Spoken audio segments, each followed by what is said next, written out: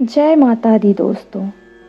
आप सभी ने भी देखा होगा कि नवरात्रि के इन 9 दिनों में हिंदू धर्म को मानने वाले लोग प्याज और लहसुन का सेवन नहीं करते।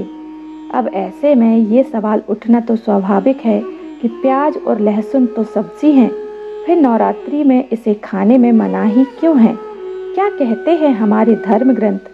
आइए मिलकर जानते हैं। पर इससे पहले कि जानकारी देना शुरू करें, आप हमारे चैनल को सब्सक्राइब करें और बेल आइकन को प्रेस करें ताकि आपको ऐसे ही रोचक जानकारी के वीडियो मिलते रहें। नवरात्रि में या फिर दूसरे व्रत में प्याज या लहसुन का खाना क्यों वर्जित है?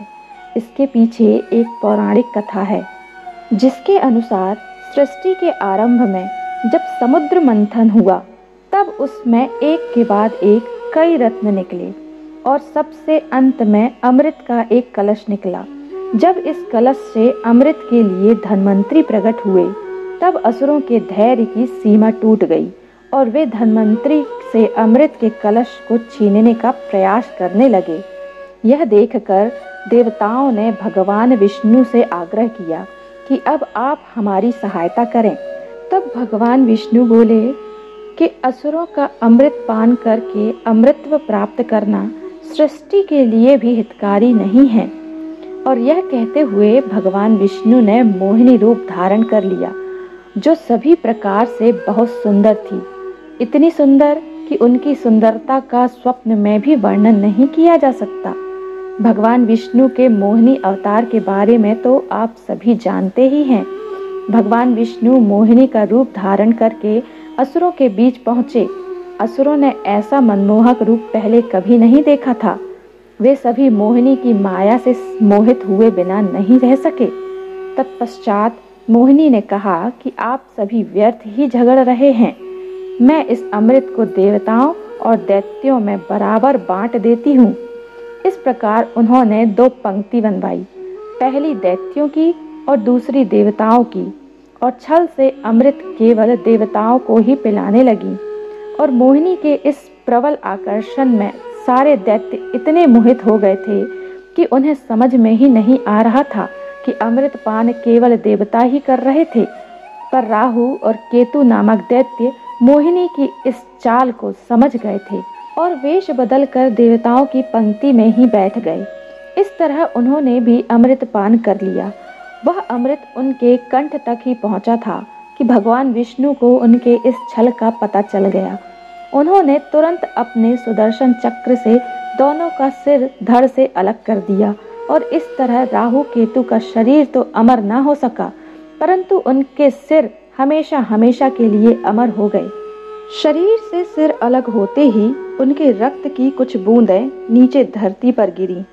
पुराणों के अनुसार कहा जाता है कि जिस जगह पर राहु की रक्त की बूंदें गिरी, वहीं से प्याज उगा, और जहाँ पर केतु के रक्त की बूंदें गिरी, वहाँ से लहसुन उगा। चूँकि दोनों की रक्त बूंदों में अमृत भी था, इसलिए लहसुन और प्याज के कई फायदे भी हैं और ये दोनों कई रोगों से लड़ने में मदद भी करते हैं। चूँकि उनकी उत्पत्ति राक्षसों के रक्त से हुई है, इसलिए आपने भी गौर किया होगा कि इनके खाने के बाद मुंह से दुर्गंध आने लगती है। इसलिए पूजा या व्रत वाले दिन इसे खाना गलत माना गया है। इसके अलावा आयुर्वेद भी प्याज और लहसुन को तामसिक भोजन मानता है। दरअसल आयुर्वेद में भोजन को 3 खाद्य पदार्थों में बांटा गया है, सात्विक, राजसिक व तामसिक। सात्विक में शांति, संयम व पवित्रता जैसे गुण आते हैं। राजसिक में अत्यंत जुनून और प्रसन्नता जैसे गुण, और वहीं तामसिक में घमंड, उत्तेजना और क्रोध जैसे गुण आते हैं। इसी के अनुसार प्याज और लहसुन को तामसिक भोजन के अंतर्गत वर्गीकृत किया गया है। शास्त्रों के अनुसार प्याज और लहसुन जैसी सब्जियां जुनून, उत्तेजना व क्रोध जैसी भावनाओं में वृद्धि करती हैं, जिसकी वजह से पूजा करने में रुकावट आती है। इसलिए नवरात्रि के इन 9 दिनों में जो लोग व्रत भी नहीं रखते हैं, उन्हें भी राजसिक व तामसिक भोजन से दूर रहना चाहिए। बस सात्विक भोजन ही करना चाहिए ताकि नवरात्रि के इन 9 दिनों में माँ दुर्गा की पूजा करने में भक्त को आध्यात्मिक ऊर्जा की कमी ना हो। प्याज और लहसुन खाने के बाद शरीर में गर्मी बढ़ती है, जिससे मन में नाना प्रकार की इच्छाओं का जन्म होता है और मन भ्रमित हो सकता है और पूजा पाठ में मन नहीं लगता है। दोस्तों, आज की ये जानकारी यही समाप्त होती है। तो आपको कैसी लगी हमारी आज की यह वीडियो? जानकारी अच्छी लगी हो तो लाइक करें और अपने मित्रों रिश्तेदारों को शेयर करना ना भूलें।